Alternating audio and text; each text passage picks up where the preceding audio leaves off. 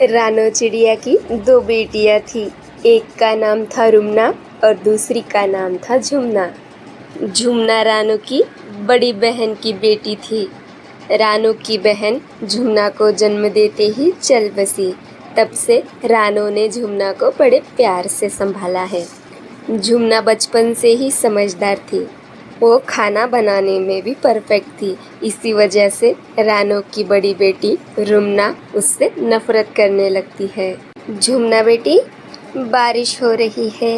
इस बारिश के मौसम में गर्मा गर्म इडली और सांभर खाने का बड़ा मन है। ठीक है माँ, मैं अभी बना देती हूँ। झुमना रसोई घर में जाकर गर्मा गर्म इडली और सांभर बनाने लगती है।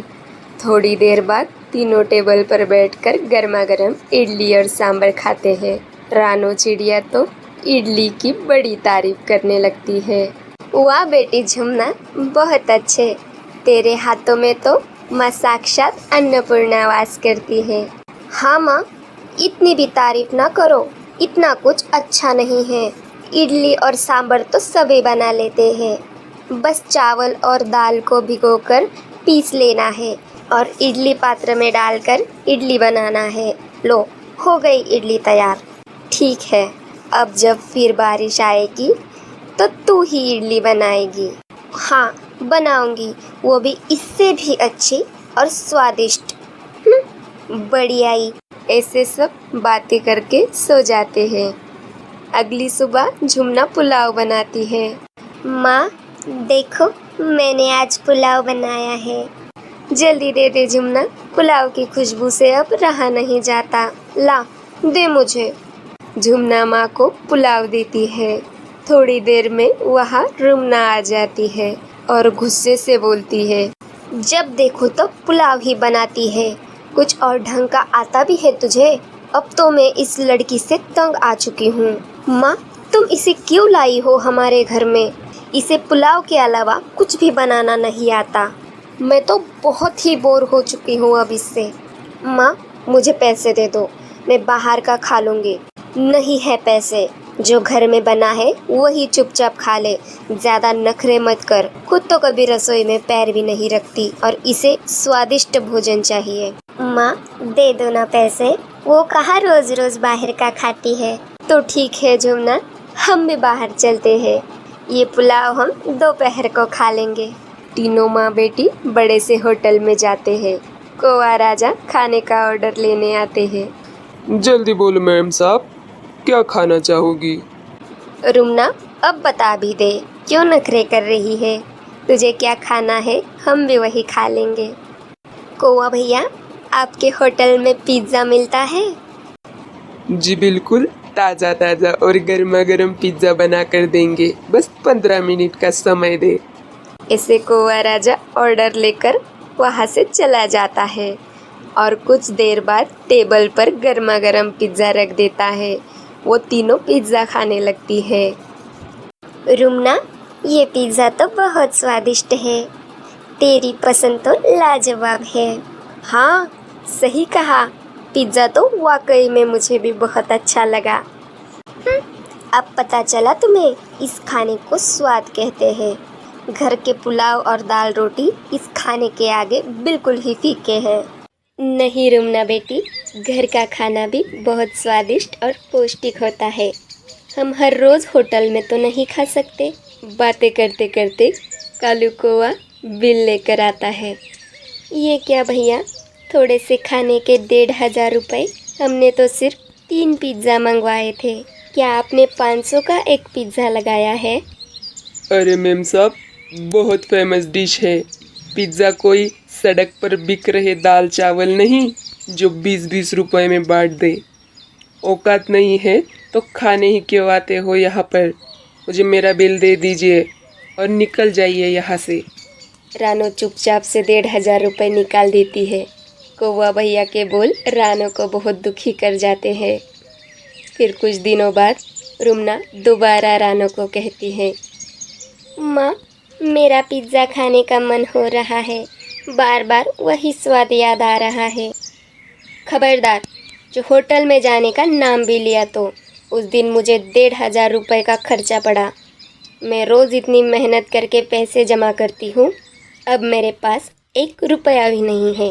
जाओ यहाँ से, मेरा दिमाग मत खराब करो, मुझे काम पर जाना है। ऐसे रानो काम पर चली जाती है। तब झुमना सोचती है, रुमना का कितना मन है पिज़्ज़ा खाने का, क्यों ना मैं घर में ही पिज़्ज़ा बना लूँ। मैंने उस दिन देखा तो था, वैसा याद कर कर के बनाती हूँ। झुमना बिल्कुल वैसे ही पिज़्ज़ा बनाती है। झुमना, तू क्या बना रही है? जल्दी से दे भी दे, मुझे बहुत ज़्यादा भूख लगी है। तभी रानो भी काम से लौटकर घर आ जाती है। झुमना बेटी, जल्दी से खाना ले आ बेटा, बहुत तेज भूख लगी है। आज तो मैं बहुत ही ज़्यादा थक चुकी हूँ। माँ, मैंने आज पिज़्ज़ा बनाया है, जैसे उस दिन होटल में खाया था। क्या कहा? क्या कहा झुमना? तुमने पिज़्ज़ा बनाया है? ज़रूर ही बेस्वाद बना होगा। इतनी फेमस डिश तुमने बना दी। हा हा हा, मुझे तो यकीन ही नहीं हो रहा। रुमना, दिखने में तो एकदम होटल जैसा लग रहा है। एक बार खाकर तो देखे। कभी भी बाहरी दिखावे से किसी चीज़ की परख नहीं करनी चाहिए। माँ, आप ही खाए, मैं तो आज दाल रोटी खाऊंगी, अपना स्वाद नहीं खराब करना चाहती। फिर रानो झुमना ने बनाया हुआ पिज़्ज़ा चख कर देखती है। वो स्वाद देखकर दंग रह जाती है। वाह झुमना बेटी, ये तो बिल्कुल होटल जैसा है। रुमना, एक बार खाकर तो देख। फिर रुमना भी पिज़्ज़ा खाकर देखती है। उसे बहुत अच्छा लगता है, मगर वो झुमना से जलती थी, इसीलिए एक बार भी उसकी तारीफ नहीं करती। कुछ दिनों बाद रानो का एक्सीडेंट हो जाता है। उसके महंगे इलाज में सारी जमा पूंजी ख़त्म हो जाती है। खाने के पैसे, माँ की दवाई के पैसे हम दोनों अकेले कैसे करेंगे? और 2 महीने के बाद माँ के पंख का ऑपरेशन है। अब हम क्या करेंगे झुमना? रुमना, तू परेशान क्यों होती है? मैंने कुछ सोचा है। हम दोनों पिज़्ज़ा बनाकर बेचते हैं, फिर उन पैसों से हम माँ का ऑपरेशन करवाएंगे। ठीक है झुमना, जैसा तुम कहोगी। फिर अगले दिन वो एक रेडी पर पिज़्ज़ा बनाकर बेचने लगती है। आओ आओ, बिल्कुल कम दाम में पिज़्ज़ा खाओ, गर्मा गर्म पिज़्ज़ा। ए जी, 50 रुपए में इतना महकदार पिज़्ज़ा कहीं नहीं मिलेगा। मुझे दिला दीजिए ना, मैं अब यहीं से खाया करूँगी। हाँ गौरी डार्लिंग, मुझे भी यह पिज़्ज़ा पसंद आ रहा है। हम अब से यही आया करेंगे। इस तरह से रुमना और झुमना का काम बहुत अच्छा चलने लगा। 2 महीने बाद वो अपनी माँ के पंख का ऑपरेशन करवा लेते हैं। चिड़िया माँ बहुत उदास होती है। मेरी वजह से मेरे बच्चों को क्या क्या सहना पड़ रहा है। फिर दोनों अपनी माँ को कुछ अलग अंदाज में अपना प्यार बयां करती हैं। तो कितनी अच्छी है, तो कितनी प्यारी है, न्यारी न्यारी है। ओ माँ, ओ माँ, ओ माँ, ओ माँ। दुखन लागी है माँ तेरी अखियाँ, मेरे लिए ही जागी है तू सारी सारी रतियाँ। मेरी निंदिया पे अपनी निंदिया भी तूने वारी है। ओ माँ, ओ माँ, ओ माँ, ओ माँ। अपना नहीं तुझे सुख दुख कोई, अपना नहीं तुझे सुख दुख कोई। हम मुस्कुराए तू मुस्कुराई, हम रोए तू रोई। मेरे हंसने पे मेरे रोने पे तू बिलहारी है। ओ माँ, ओ माँ। फिर रुमना ने झुमना से माफ़ी मांगी। झुमना बहन, मुझे माफ़ कर दे, मैंने तुझसे कभी प्यार से बात नहीं की। हर बार तुझे डांटना, नाराज करना यही किया है बस। मुझे माफ़ कर दे। आज से हम प्यार से रहेंगे।